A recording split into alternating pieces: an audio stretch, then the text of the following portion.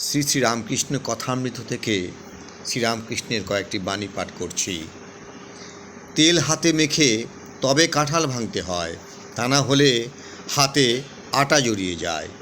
ঈশ্বরে ভক্তিরূপ তেল লাভ করে তবে সংসারের কাজে হাত দিতে হয়। ভক্তি লাভ করতে হলে নির্জন হওয়া চাই।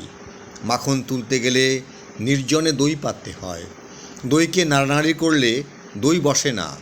তারপর নির্জনে বসে সব কাজ ফেলে দই মন্থন করতে হয়, তবে মাখন তোলা যায়। নির্জন ঈশ্বর চিন্তা করলে জ্ঞান, বৈরাগ্য, ভক্তি লাভ হয়। কিন্তু সংসারে ফেলে রাখলে ওই মন নীচ হয়ে যায়। সংসারে কেবল কামিনী কাঞ্চন চিন্তা। সংসার জল আর মনটি যেন দুধ। যদি জলে ফেলে রাখো তাহলে দুধে জলে মিশে এক হয়ে যায়। খাঁটি দুধ খুঁজে পাওয়া যায় না। দুধকে দই পেতে মাখন তুলে যদি জলে রাখা যায় তাহলে ভাসে।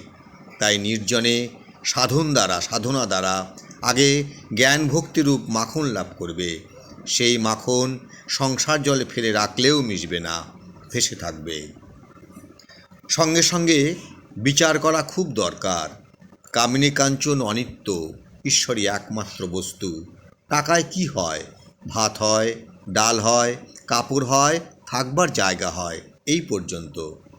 ভগবান লাভ হয় না। তাই টাকা জীবনের উদ্দেশ্য হতে পারে না। এর নাম বিচার, বুঝেছ?